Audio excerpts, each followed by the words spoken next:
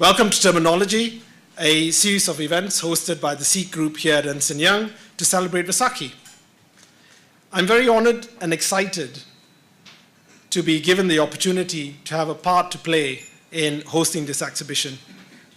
I've always been willing and happy to discuss why I wear a turban with anyone who asks, from the pupils at my daughter's school to my colleagues here at Ernst & Young.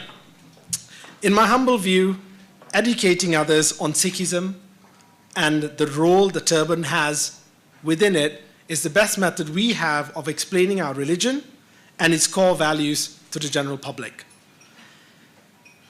This is why I also believe that when you have a look around the exhibition, you will notice that the values of Sikhs are very much the values of society of today. I was very lucky to grow up with close friends from a variety of different backgrounds, cultures, and religions. We really enjoyed each other's company and supported as well as learned from one another. But what still binds us together is how similar our values are. My hope in supporting this exhibition is to give that opportunity to others, to celebrate diversity, to expand their knowledge, whilst also recognizing our similarities. Wearing a turban is a statement, whether one likes it or not. You stand out in a crowd. You are an ambassador for your religion. Your behavior is visible to all. People notice you, they notice what you do, and they'll probably remember you for longer too. They come to you for help. As envisaged by the 10th Sikh Guru, Sri Guru Gobind Singh Ji. To me, that's a daily reminder from our gurus to be an active part of society, to play an active role in society and to uphold its values. And that's what this exhibition's all about, celebrating the turban. To quote Ramsey Moore, who was the visiting lecturer to the University of Punjab in 1913, the wonderful things were the turbans. Vivid orange, emerald green, rose pink, purple, magenta, peacock blue. To end, I'd like to thank everybody for their hard work in making this exhibition and event a success, and I'll now hand you over to Jai Singh Sohal, who will be taking us through the rest of this evening. Ladies and gentlemen, yes, I'm your host for this evening, and I'll be taking you through the proceedings and giving you the opportunity to question the various guests who will be speaking today. I'm also the director, as you've heard, of the Terminology project. So you could say I'm here with two hats on, two turbans. I'll let you guys decide. It's a pleasure to bring you the Terminology Sikhs and Wrapped exhibition in central London. It's the first time it's been exhibited in the capital, as well as the first time it's being hosted by a corporate body. So a special week indeed. In particular because the week culminates with the Sikh festival of Vaisakhi, where we commemorate the founding of the Sikh Brotherhood, or Khalsa Panth. The creation of the Khalsa gave the Sikh community in 1699 a clear identity as a sovereign nation. A Sikh is distinct, a Sikh is unique, and the turban symbolises this, letting the whole world know who is a Sikh and who lives in accordance with the principles laid out by the 10 Gurus. So this exhibition, this venue, and this occasion means a lot. We're also marking the 3rd birthday of Terminology, a project which began in 2009 as the response to a question I had been asking myself as a journalist ever since the London bombings took place. Namely, why have Sikhs become the victims of mistaken identity? Being confused for Islamists because of the ignorance that's built up over who wears a turban, and more importantly, the reasons why they are worn. The answer I found was in a 2008 study by academics in Australia, which found that seeing someone with a turban subconsciously led individuals to have a heightened sense of threat and danger. The reason was the profile of jihadists such as Osama bin Laden, and the Taliban, who are always seen to be wearing a turban for cultural reasons. And the phenomenon became known as the turban effect. And so the documentary Terminology After 7/7 uncovered how the strong symbol of the turban had become connected to fear and terror. It sought to create knowledge and awareness of the turban and to dispel the myths that have built up around it and its wearers. Since that initial production, the Turbanology brand has branched out into books and a touring exhibition, which you've had the chance to see outside. It's the first to explore the traditions, the stories, and the styles of the Sikh turban for a popular mainstream audience, and one which Ernst & Young have shown great leadership in hosting and creating dialogue about the issues facing the Sikh community, whether they be domestic, physical, verbal abuse, or foreign harassment at airports or in public venues. So in hosting our exhibition, EY have been pivotal in a new Turbanology commission featuring prominent Sikhs speaking out about what their turban identity means to them. All over the UK, Sikh men and women tie their turbans not because they have to, but because it connects them to their faith, their culture, and their identity. This is particularly important for British Sikhs who feel such a strong connection to the Indian subcontinent, a rising power economically and politically. We've brought this all together under the theme of this evening, how Sikhs contribute to prosperity in Britain. And our fantastic panel of guests, which I'll be introducing this evening, will leave you in no doubt that what has enabled the Sikh community to grow from strength to strength in Britain is our sense of who we are. Our faith, our language, our culture, our hard work ethos, self-belief, and yes, ability to make lots and lots of money. The way we stand out, the way we aim to reach higher always, while not forgetting our seva or selfless service to help those in need. The Sikh ethos is surely the best business solution for Britain, and this evening you'll be hearing exactly why. So we're going to move on to introduce our first panel speaker.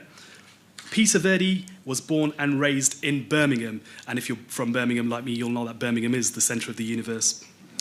Peter is a founding partner of BNS Property and has interests in numerous other businesses. He's had an invaluable impact through his commitment and dedication in supporting worldwide causes and aspires to donate 50% of his wealth to charitable causes. As such, he set up the Sardar Jagat Singh Charitable Trust in India to carry out cataract operations and sponsor children through from primary education in the hope that this will lead to future scholarships. Furthermore, his UK-based donations and contributions are made through the Verdi Foundation. He's currently the first Sikh patron on the board of the English National Opera and sits on the UK Philanthropy Board of Coutts & Co Private Banking. So ladies and gentlemen, please welcome to the stage Peter Singh Verdi. Evening, Vaheguru Ji Ka Khalsa, Vaheguru Ji Ki Fateh. Thanking Ernst & Young for hosting this wonderful event, allowing the Sikh community to showcase their contribution to prosperity, how the prosperity in Britain. Special thanks to Dr. Vince Cable, Dr. Surinder Hundal, who both I am in awe of and I admire a lot. A big thanks to Amarjit Singh, Jay Sohal for their hard work and their efforts for putting this whole event together. Jay's done half of the work of basically telling you about my business, which started 18 years ago, very humbly, small property company. Today, we manage around £4 billion worth of real estate around the continent. I run a PE company, private equity. We are in a real wide range of businesses, insurance, spread betting, sports personality, healthcare, renewable energy. I sit on the Coutts Advisory Board for Philanthropy, which is basically advising people how to give their money away correctly and sensibly, opposed to just writing a check and taking it off their conscience that they've done their bit. I sit on the National English Opera, which is I think I was the first Sikh to sit on that board. It's one of the oldest establishments in the United Kingdom. Jay approached me about 6 months ago to do a talk on how Sikhs have contributed to prosperity. And I thought about this, and I put myself in this position and looked around our parents, our grandparents who've come here, and what's the most important thing that stood out was their faith. They believe in Vaheguru. They believe in faith. Doesn't matter what happens, have faith, stick by it. And the basic fundamentals was Naam Japo, Kirt Kamao, Vand Shako. Say God's name, do an honest living, share with mankind, find good in people. And these values, the values of Sikhi, have helped me in my day-to-day business, and I've used these fundamentals to progress my business and looking at people equally, treating the opposite sex and using the quality to look at the woman and look at any race or any caste equally and treating them as the same when I'm doing business. What inspires me the most is when I have non-Sikhs or non-Indians come up to me and say, we've just had langar at the Gurdwara. And I was in Sri Harmandir Sahib and I spoke to Pai Sahib ji and I said, "Tusi kinnak langar ithe vartaunde hain? How much langar do you do on a daily basis?" 100,000 a day they serve approximately, every day free to anybody, any race, any religion, any caste, per day. It's one of the largest, it is the largest free kitchen in the world. And we followed this through to Britain, America, all around the world we followed this through, thanks to our gurus, our religion, our teaching. 1849 was the first Sikh that came to the United Kingdom, Maharaja Dalip Singh. Early 1950s, around about, we had masses of immigration that came to the United Kingdom. Skilled workers, farmers, unskilled workers, professionals. When they landed here, they were offered unskilled jobs, jobs that were not in their skill set. And there was a condition attached to these jobs. Remove your turbans and remove your beards. It's a shame. That was the case then. It's not now. But even then, facing all of that, our parents, our grandparents had faith in the country and in what they've come here to do. Sikhs contributed to 2 world wars for Britain, and there was a major contributor for that. Last year, a couple of years ago, sorry, I was invited to escort Prince Wales to Neuve-Chapelle, where Sikhs contributed in the First World War. It's quite disturbing, just the fact that they died for nothing to do with them. They was just here in Britain. Volunteers died there. And they didn't get an official grave, nothing at all whatsoever, besides a memorial, and after long fighting to get this memorial. But what the Sikhs do have to date, and what my research has told me, we have 6 Victoria Crosses, and I think many more to come with the amount of soldiers we have in the British Army. The Sikh religion might be the youngest religion in the world, might be the smallest religion in the world. We're circular 30 million, growing about 1.8% per annum compared to other religions. Why are we successful? Why are we successful and we still keep under the radar? We've accepted Britain to be our home. We respect the culture. We respect their beliefs, unlike other religions. And we respect other people's beliefs, and we respect other people's culture. That's the beauty of being a Sikh, is to accept and let people live around you. Sikhs are the second wealthiest community in the United Kingdom after Jews. An average of 220,000 per household, which when you look at 30 million around the world, growing at 1.8, and being the second wealthiest in the United Kingdom, I think that's something remarkable when we go down on the wealth side.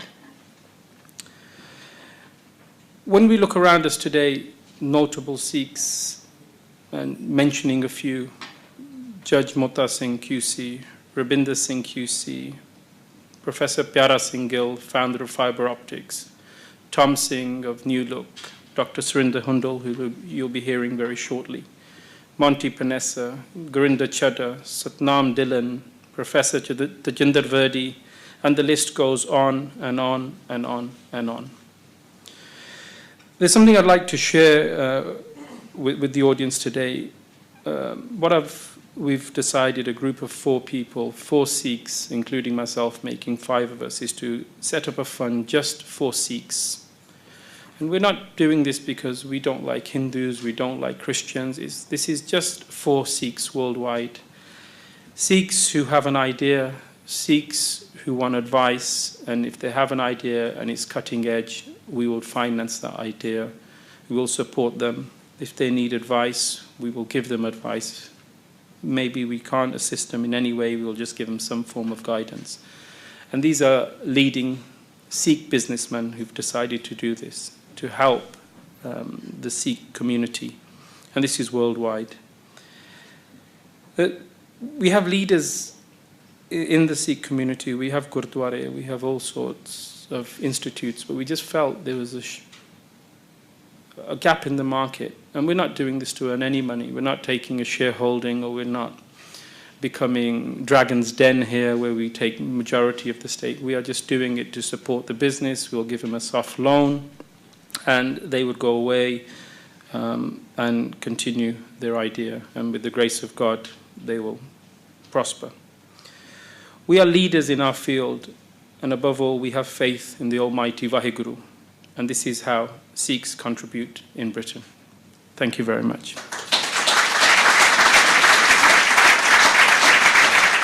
We come to our second speaker, Dr. Surinder Hundal, who has over 25 years of multifaceted international business management experience. She currently runs her own consultancy business, offering a portfolio of services in the corporate responsibility and sustainable development fields to global business, not-for-profit and public sector organisations. She sits on the advisory board of the MBA at the Cass Business School in London and is an advisor to the board of trustees for Project Mosaic, an Anglo-American educational charity set up to promote interfaith and intercultural tolerance. So please do give a warm welcome to Dr. Surinder Hundal. I think it is appropriate that we should take some pride in and celebrate our economic achievements. After all, we work very hard for it. It's equally important for us to take a moment to reflect and recognise what lies behind those achievements. When Jay asked me to talk about what makes, how Sikhs contribute to prosperity in Britain, so it was an opportunity for me to sort of reflect on my own experiences as a Sikh businesswoman, but also this was a wonderful opportunity to stand back and reflect on, generally, on why I believe the Sikhs are so successful. So why are so many Sikhs able to contribute so well? And what are the characteristics that we share that drive us and make us and succeed in what we do? Very simply, I believe it's a combination of entrepreneurial and a pioneering spirit and our values and tenets, our moral and cultural DNA that drive us. And I think this is a common theme this evening, is our sort of the values that we share. And I think in the current debate around responsible business management and ethical corporate behavior, and around how we can make business an even smarter engine for our country's economic growth, this is very relevant. Our values are shaped by our upbringing, our family values, but above all, by our shared code of conduct, our teachings, and our faith. And as both Amarjit and Jay and Peter have alluded, we share some very common and enduring values which guide all aspects of our daily lives. Values such as courage, both moral and physical courage, our tenacity, integrity, compassion, courtesy, our humor in adversity, loyalty, strong sense of duty, equality, fair play, justice, humility, and civic responsibility. But above all, I think SAVOR probably defines us the most. It's that selfless and unconditional commitment to the well-being of community. We're reminded of that every time we say the Ardas. we actually end that Ardas with a supplication for the welfare of all. So it's just a daily reminder for us. So how does this, our code of conduct and values, matter to creating a successful business life? I believe they help us make the right choices. They make it easy for us to understand that business is an integral part of our society, that business has a social dimension that is hard to ignore, a binding social contract with the communities in which we do business. Our notion of savor demands that we work towards the common good of all. That in turn puts us in a very good position to understand that if we behave responsibly, doing the right things in the right way at the right time, with ourselves, our employees, our customers, our suppliers, our communities, our planet, for that matter, we can create the virtuous circles that lead to long-term success. We can create prosperity that is not short-lived, nor is it too one-dimensional, but it is rich in every way. Our values, particularly those that advocate selflessness and keeping our egos under control, also mean that most Sikh business, men and women I have come across, tend to be very modest. We have some extremely big, successful Sikh-led businesses and some very influential and talented Sikhs in global businesses. Many in turn put those business skills, as Peter has just related, to good use in civil society and into voluntary community service. We also have hundreds of small and medium-sized thriving Sikh businesses up and down the country. But we tend to keep our success to ourselves.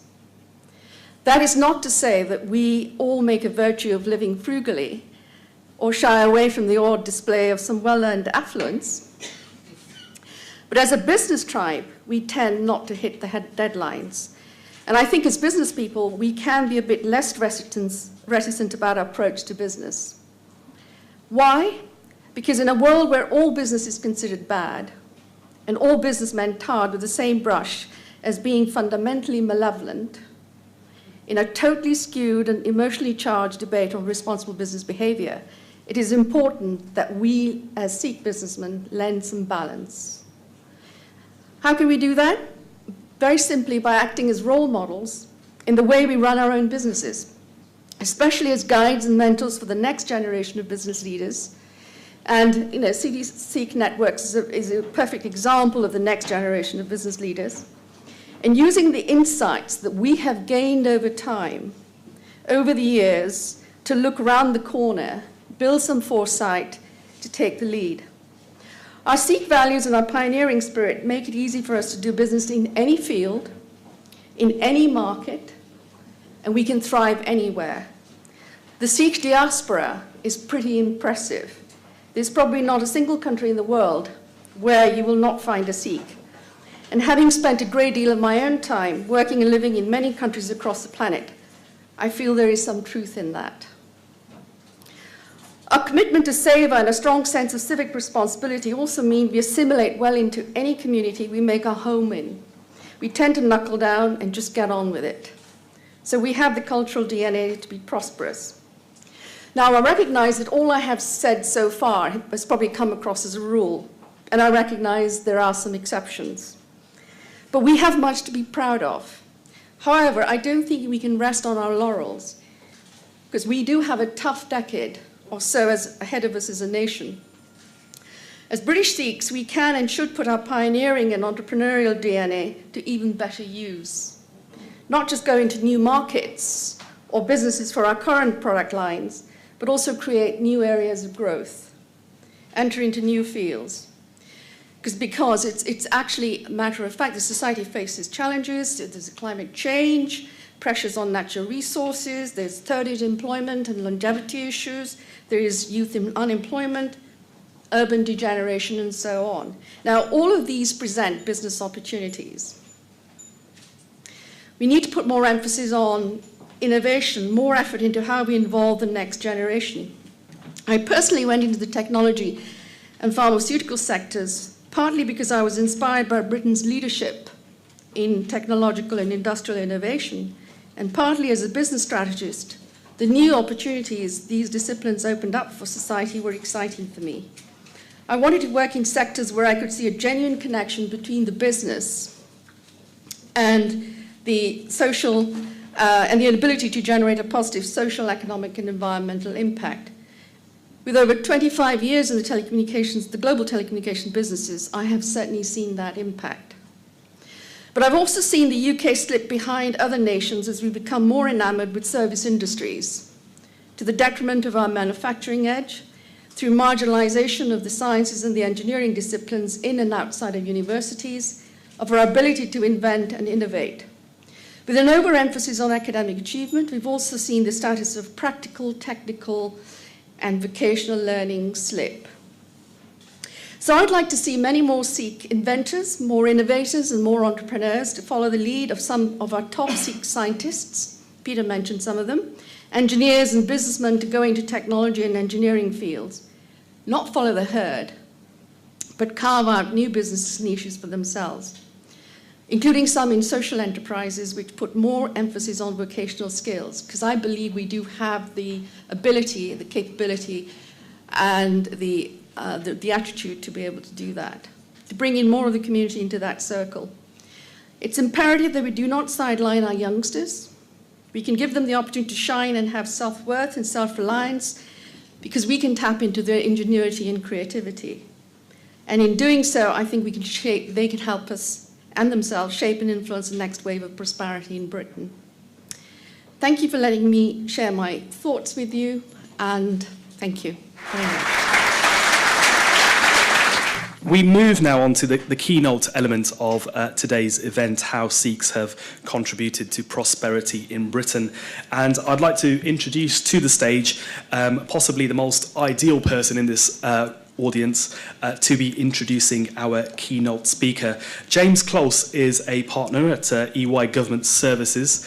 He focuses on the interface between the public and the private sectors and works with senior civil servants in government and has frequently been involved with presenting advice to ministers. He's currently leading EY's work as financial advisor to the government's current energy review. So please give a warm welcome to James Close. It's my great honour to introduce to you the Right Honourable Dr. Vaisakhi MP, the Secretary of State for Business, Innovation and Skills, who's going to be our guest speaker this evening, and to welcome you, Secretary of State, to our office here at 1 More London Place for this event, which of course is launching the special week-long programme of events to celebrate the 313th anniversary of the creation of Khalsa Brotherhood, entitled Terminology at Vaisakhi. This event is part of Ernst & Young's commitment to diversity and inclusiveness, which is one of our priorities, not only because it's the right thing for us as a business to do for our people, but it's also a major benefit to us as we seek to recruit and retain the very best talent and to build great teams that can serve our clients most effectively. Our office here is a great example of diversity and inclusiveness in action. More than 1/3 of our business comes from international clients operating in the UK, and in this building alone, which is the largest UK office EY office in the world, our people cover more than 60 different languages. The Sikh community is a very important part of our diversity and complements our dynamic Indian network with close links to our Indian sub-area, the market leader on the subcontinent. The Secretary of State has had a very distinguished career prior to joining the coalition government's cabinet in May 2010 as the first Liberal Democrat Secretary of State for Business since Walter Runickam, the first Viscount Runickam of Doxford, no less, who was made President of the Board of Trade in 1914. Dr. Cable has worked as Treasury Finance Officer for the Kenyan government, lectured in economics at Glasgow University, and worked for the Diplomatic Service in the Foreign and Commonwealth Office and also the Overseas Development Institute. After that, he worked as Special Advisor on Economic Affairs for the Commonwealth Secretary-General, Sir Sonny Ramphal. From 1990, he went on to work in the private sector for Shell International and became the company's chief economist. He holds positions at Chatham House, Nuffield College, Oxford, and the Centre for the Study of Global Governance at the London School of Economics. Amongst all that, he found time to write a book on the financial crisis, The Storm, the world economic crisis and what it means, which I can thoroughly recommend to you as an excellent read. He also demonstrated his ballroom dancing skills on BBC's Strictly Come Dancing. We are delighted, Secretary of State, that you found time to address us here today on this evening's theme of how Sikhs contribute to prosperity in Britain. And no doubt the conversation has been well teed up by the panel. And I'm sure we'll be able to cover such issues as access to capital, reducing red tape, support for entrepreneurialism, and of course the potential benefits of business links. Secretary of State. I think probably my most useful function is talking about the business world and my role as business secretary. And when I'm finished, I'm very happy to take questions and answers following on from the discussion you've just had. But I thought before I do that, I'd say a little bit about what you've asked me to talk about, which is the role of the Sikh community in the UK, and something on a more personal level. My first experience of dealing with the Sikh community was actually not in the UK. I like a lot of young people, I wanted to go and travel the world in my youth, and I set off overland and arrived in India, I think 1965. And the first Indian city I ever went to was Amritsar, and travelled in the Punjab around that time. And those of you of my generation, and there are a few, I think, will remember that time, the Punjab, and indeed India generally, was actually a very poor place. I mean, there was no India shining at that stage. It was struggling. The growth rate was no higher than the population. It was in trouble, really. And then something happened in the mid-60s, which was as important in many ways as the reforms which Manmohan Singh launched 20 years later, was the Green Revolution started in the Punjab. Yields soared in agriculture, and the Punjab became the breadbasket of India, and it provided the sort of jumping off point for a lot of the economic growth and indeed the business activities which the Punjab contributed to India. And I've been going backwards and forwards over the last half century for families and business reasons, and I've seen this extraordinary change which has taken place over that time.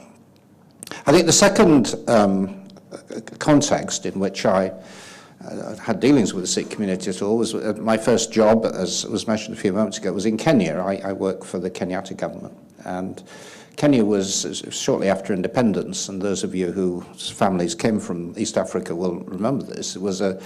It still had many of the ugly features of the colonial system. I mean, the Europeans were up here, Asians were in the middle, Africans were down there, and schools and occupations were segregated in many ways. But despite that, certainly the Sikh community, together with Gujaratis, Ismailis, actually drove the Kenyan economy, and they actually made it work. A sort of combination of engineering skills and business was actually the motor that actually made that country work economically, and still does actually in many ways. And then I think thirdly, my next encounter was when I came back to live here, and the context in which it happened. I came back here with an Indian wife and young children in a very difficult times, and some of you will remember it. It was, we like to think of Britain now as being a very open, multicultural, tolerant place, but it certainly wasn't then. And there was a lot of discrimination, there was a lot of hostility, and the Sikhs, because they were so visible, were often very much on the receiving end of it. And so I became involved in many of the anti-discrimination activities at that time, and saw at first hand, the struggle that many people had. And of course, for the older generation here, they will remember that. And the right to wear a turban, it just didn't happen. It had to be fought for. And of course, we now accept it, but it was a struggle. So when we now look back, 40 years on, of course, an enormous amount has changed, and we now have a community, and many of you here, who are highly successful and And if you look at the statistics of educational achievement in schools and universities, a relatively small community that has vastly disproportionately contributed to the success of performance here, and then also in the professions and in business. And and I applaud that. It reflects an enormous amount of dedication and hard work and struggle in many cases against a lot of obstacles and prejudice. But I think the one thing which I just want to acknowledge, perhaps more than anything else, although clearly people have succeeded and that's great, but it's, I think, what I really admire more than anything else is the fact that perhaps more than any other minority community in the UK, the Sikhs have, on the one hand, been totally and utterly committed to involvement in British society and making a success of it, but at the same time having a very real sense of identity and maintaining it and pride in that identity and keeping those two things together. And I think in many ways that's what we're celebrating here today. But it's particularly important for me because part of my job is doing whatever I can to encourage business, entrepreneurship. The context in which we're operating. I have a slightly colourful way of describing it. I think I described this in my book, that back in 2008, 2009, Britain had the economic equivalent of a heart attack.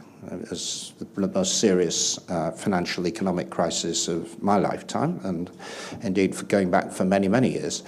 And indeed, as you quoted history, I think one of my predecessors as a Liberal Secretary of State for Trade was Winston Churchill. You have to go back to that era before you get something comparable to what we have now. And it did immense harm. The collapse of the banking system, the bursting bubble in property, the recession that followed that, done a lot of harm. The country is now 10% down in economic terms, GDP terms, as compared with what it was before the crisis. But we're now rebuilding it.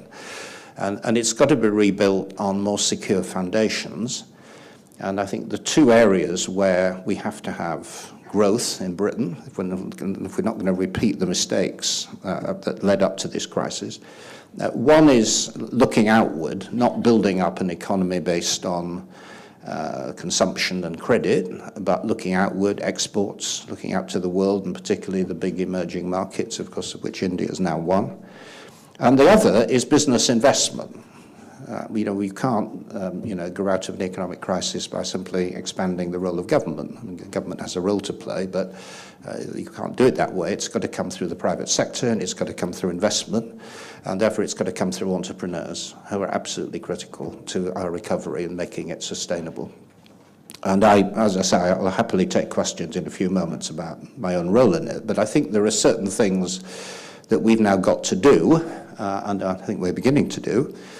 One is making sure that we use the resources of government properly, and we're having to manage a budget, we're having to make cuts, we're having to get the government finances in order, but within that, to concentrate our resources on skill training, where Britain has fallen down badly in the past. Many of you who run companies will know that there may be large numbers of people unemployed, but it's often very difficult to get proper skills.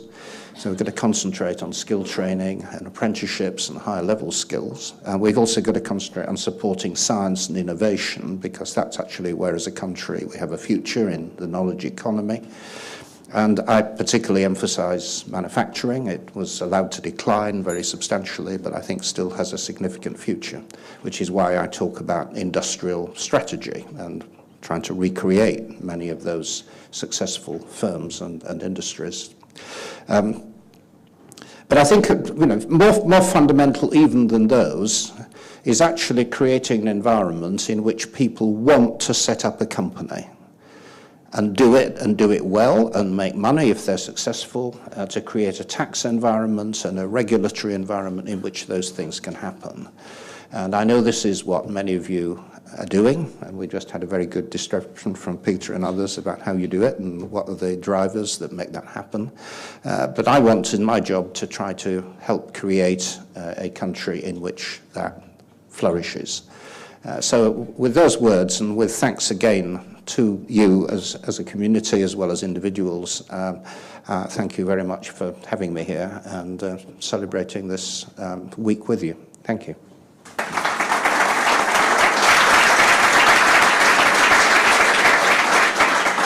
Ladies and gentlemen, thank you very much for attending this evening's event. Thank you to the Secretary of State for Business, Innovation and Skills, the Right Honourable Vincent Cable, for speaking this evening and for being so gracious and taking questions. Thank you to the panel members for their participation. Thank you to Jay and his team, as well as the team here at Ernst & Young, who've worked very hard to make this event a success.